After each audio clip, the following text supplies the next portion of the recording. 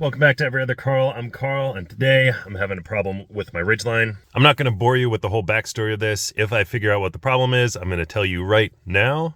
Coming to you from the future, it was the starter. I had to replace the starter, and that fixed the problem. But here's the process of diagnosing it, and I'll show you the install. But for now, this is the process of me diagnosing what's wrong.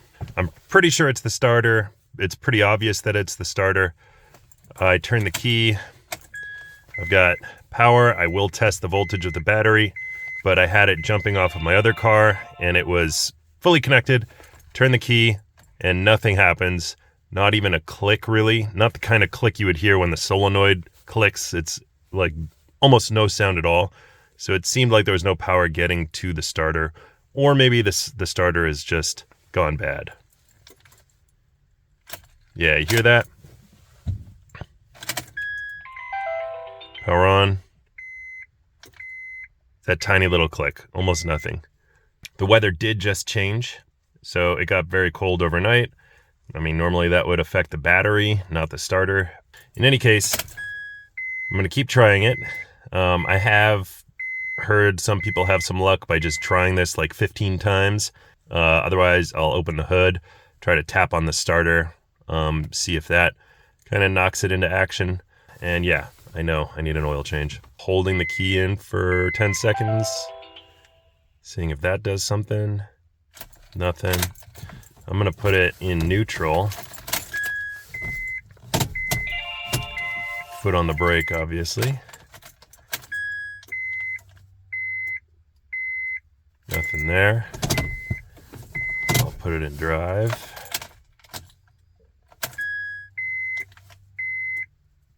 Nothing there.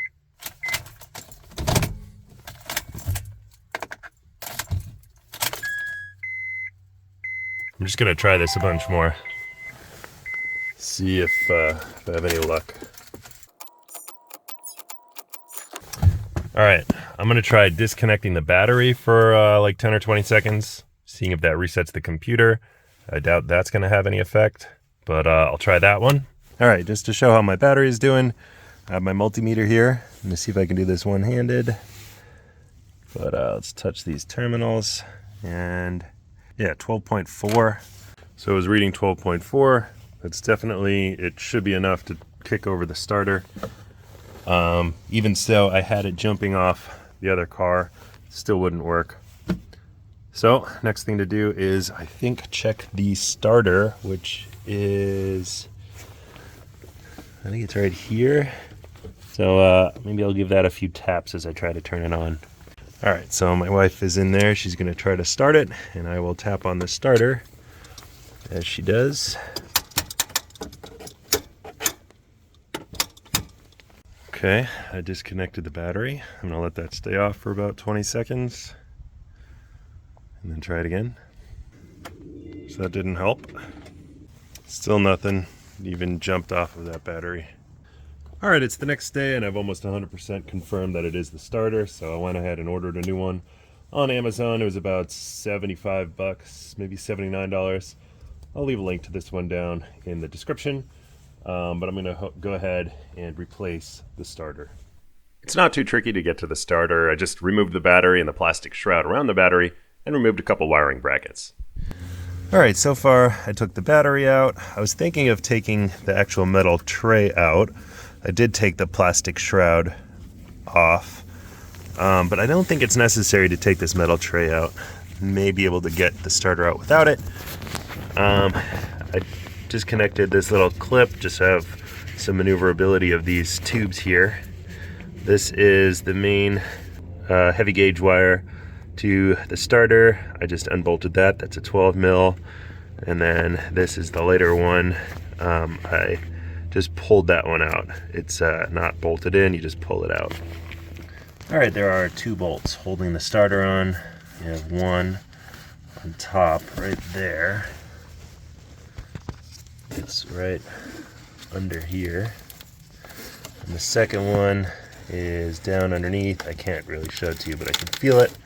It's right underneath here. If you look at the new part, you'll see that's the top one, and then underneath you can feel it. That's the bottom one. It would be easier to get the starter out if you removed the coolant hoses, but I didn't want to have to drain and refill my radiator. With some patience and finagling, you can get it out. All right, I got it out. Top bolt was perfectly ready to come out. It's 14 millimeter. Both of these are 14 millimeters. The bottom bolt was a huge pain. It was so jammed in there. But anyway, that's just my case. Over on this side, there's a little bracket that holds the wire, the heavy gauge wire that goes up here. It's a little bracket that is bolted on here. You can see it on this one. From down in the dark there, I could not see how to pull the bracket off of here. I tried prying it out, I tried pulling it out, but I just couldn't figure out how to pull that clip off of here. So I just got a little 8 millimeter and I just took this little nut off. Took that nut off there and just pulled it right off of there. Way easier. All right, I'm gonna try to slip this one back in. One more thing to mention, there's this little wiring harness down here. It has a bracket that screws right into the engine over here. You can tell where that is, it's this one.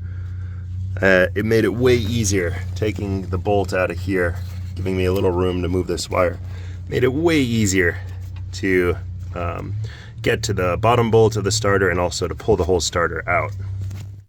Slipping the new starter in was definitely the hardest part of this job, mostly because of the metal gasket that goes between the starter and the block.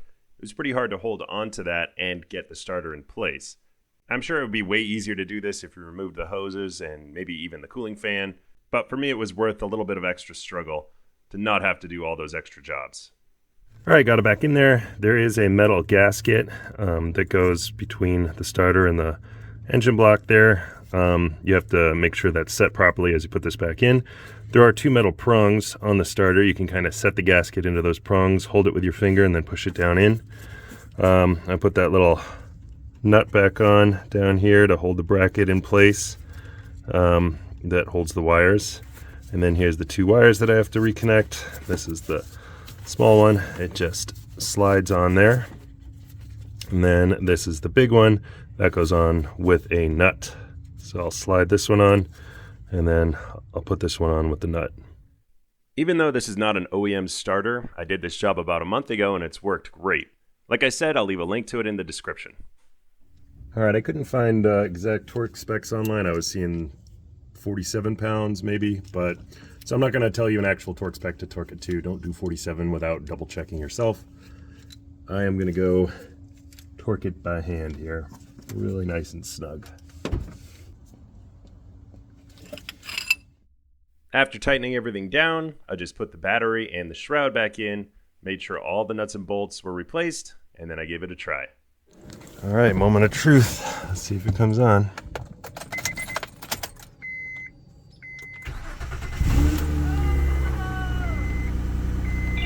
Boom. All right, that wasn't a super tough job. If you are mechanically minded, you could definitely do it yourself. Just make sure you reconnect anything that you take off. Until next time, I'm Every Other Carl. Please like, comment, and subscribe, and I'll see ya.